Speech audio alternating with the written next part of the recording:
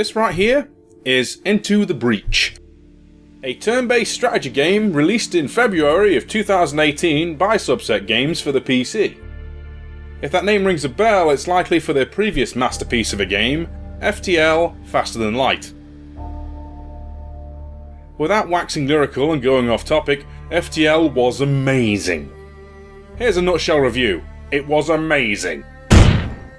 Subset Games had a brilliant game under their belt, and rather than staring straight off into a sequel, the folks at Subset must have wanted to switch things up, and have gone for something far more deep than might be seen at first glance.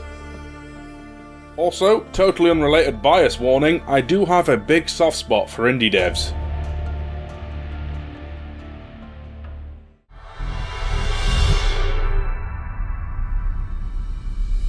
So the premise of Into the Breach is very simple. Welcome to the hopefully distant not at all too close future where giant killer bug monsters are now swarming all across the globe. Or rather what's left of it, and unfortunately, they've already won. We lost. Humanity as we know it has come to an end. The world now lies in ruin. Everyone's dead.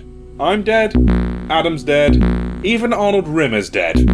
Well, especially Arnold Rimmer. Oh god, the humanity! Here's where you, the player, come in. See, you have a time machine, and with it, you're going to travel back in time, breach, before the apocalypse, bring along some kick-ass mech suits, and shoot, bomb, smash, squish, burn and crush Vec, till you hopefully save the world and prevent our own extinction.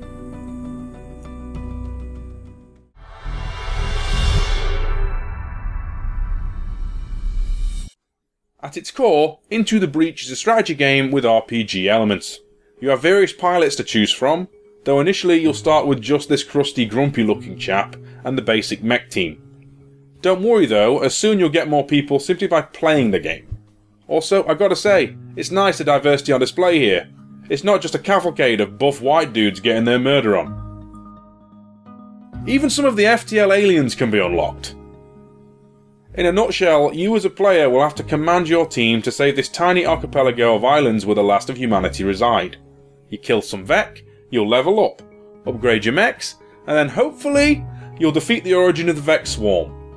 Also, initially, you have a set route which islands you have to save, but after the first time beating them, you can approach them in any order. Hell, you don't have to save them all if you don't want to.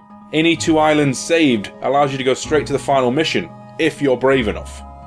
On the subject of islands, each island has its own unique mission types, as well as a distinct style, both visually and musically, from one another. Each vary in difficulty, but traditionally the first one you pick will be the easiest, and the fourth the hardest. They're not always the case in my experience. Pinnacle Island was not nice. The missions themselves are where ITB's genius really shines through. Imagine chess, but you know every move your opponent is going to make. Armed with this knowledge, you have to exploit your opposition and defeat them. Each turn, the enemy show you where they are about to attack and where their reinforcements spawn. All you have to do is block the spawns and kill the bugs. Sounds straightforward, right? Wrong. The Vec are numerous, durable, and likely to kill you more than a few times before you learn how to defeat them. Here's a free tip. It's not all about using your unit's damage dealing skills, going toe to toe like its Pacific Rim. Shove the enemy around, smash them into walls, smash them into your own units. Most of them die instantly in water. Hell, with the right moves you could easily get these, admittedly not too bright, monsters to kill one another in a kind of mech versus bug allegory to judo. You know, using your opponent's energies and strengths against themselves. Of course, killing the bugs isn't going to accomplish much on its own.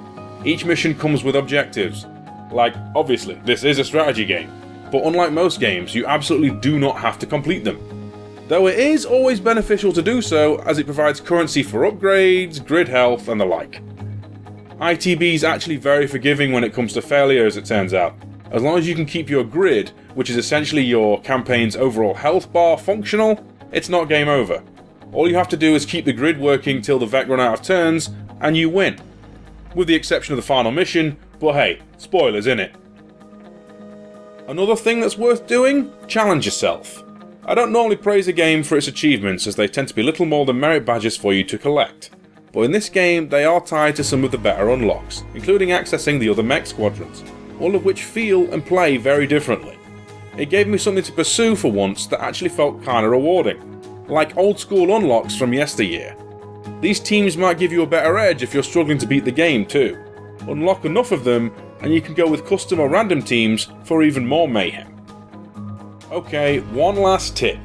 If you totally bugger a turn up, you get to rewind time once per mission. It's a brilliant safety net, and on top of that, the game is turn-based, so take your time. Get a coffee on and think your moves out.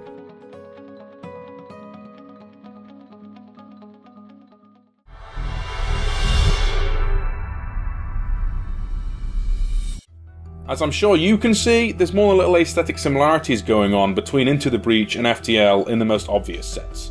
It retains that high-end detail yet strangely MS Paint look. For what it's worth, I love this style and I feel it sets it apart from its peers to the point where I can look at this game and say, yeah, that's Subset Games style. The mechs, Vec, people, even the landscape have subtle animations to keep the world from feeling static.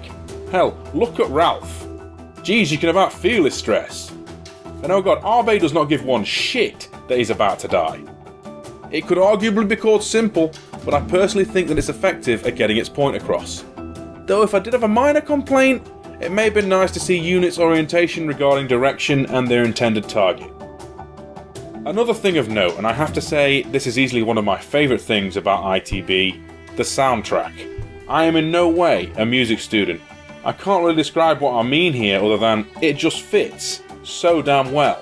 It's never over the top, it's never bombastic, but it gives you like a feeling of determination, perseverance. There's kind of like an underlying tension to it that only gets broken up in the interval after a mission completion. Especially the finale, which reprises the main theme in a kinda it's all or nothing, the world is counting on us, that kind of way, if that makes sense. It probably doesn't come as a surprise then that Ben Prunty, the chap who did the score for FTL, reprised his role for Into the Breach as well. Well done, sir, you have outdone yourself yet again.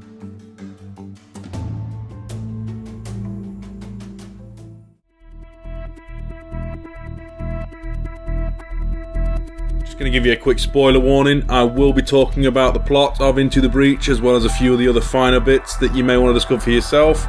If you are okay with spoilers, then proceed. If not, by all means jump to the conclusion. You may have noticed so far that I've been kind of nothing but praise for the game. That's because I wanted to first get the point across that I really enjoyed my time with it. Unfortunately, no game is without its flaws, and ITB has more than a few.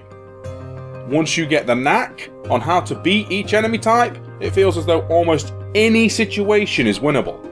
I'm not sure on this, and it's just my opinion, but the game itself may have been built with this in mind, as even with a totally random loadout, excluding self-sabotage, the odds seem to favour the player. Well, either that or I'm a super mad genius, but come on, we've got proof that isn't the case. It's also with player experience that some characters and their skills kinda permanently get benched in favour of others in the long run. Some are notably less useful outside of early attempts while still picking up and learning how to play the game. A person could potentially challenge themselves with using the weaker pilots. I guess I'll chalk that one down to personal preference. A campaign run can also be a tad short. On average, it's about an hour and a quarter if you're trying to save all the islands at once. Again, in this day and age that could be both a good or bad thing depending on how much time you have, though it doesn't quite fit in that quick and casual game category for me personally. Another flaw, at least in my eyes sadly, is the story itself. There is something here, and it's written in the details. The character interactions are all unique, and all hint at different things, but it seems a little too vague? Chris Avallone of Obsidian fame is the lead writer too, and he's like the lead on God knows how many of my personal favourites. Fallout New Vegas, Knights of the Old Republic 2, even the expansion pack for the original FTL, Advanced Edition. I don't know, maybe I just missed it. There's something that's hinting at what's caused this whole mess, but I guess I just can't put all the pieces together? I don't know. Keep in mind this is not a personal attack on the man, it's just, in my personal opinion, the story didn't land very well for me. Okay? Well, maybe. I mean, okay, there is one big thing about the story that is actually amazing though.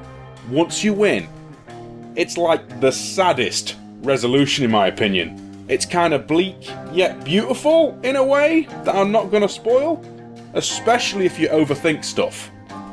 The biggest flaw, however, is literally just before that. The final mission. It's got a brilliant musical and visual theme, but it is always the same, and it always has to go that one way. Maybe it's me asking too much, but with the open-ended way a player can reach the mission, the only thing that can change is the overall tier of enemies that you fight and the gear you bring to the final battle. It'd be nice if another potential final resolution or battle could take place that isn't just guard a bomb and wait for it to go off. With all the time travel as the game's premise, a multiversal finale or true ending would have been something I would have loved to have encountered. A kind of temporal apocalypse to put an end to the story, once and for all.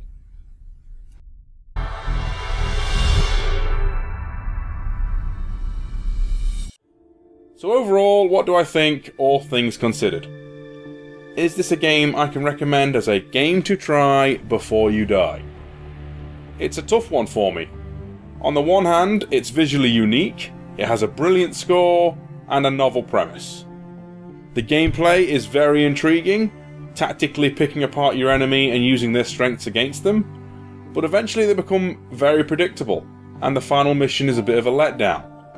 The story as well is a touch weak.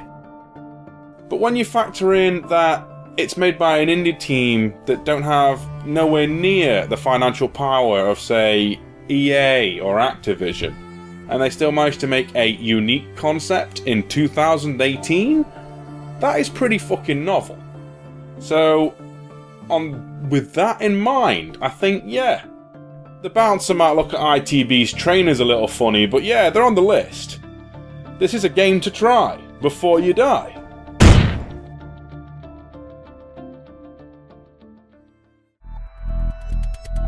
Whew. Alright, so that was my opinion on Into the Breach by Subset Games. Yeah, seems like the done thing now will be to turn the question over to you, so by all means, sound off in the comments, let me know what you guys think of the game. As always, thank you very much for watching. This is Steve, signing off.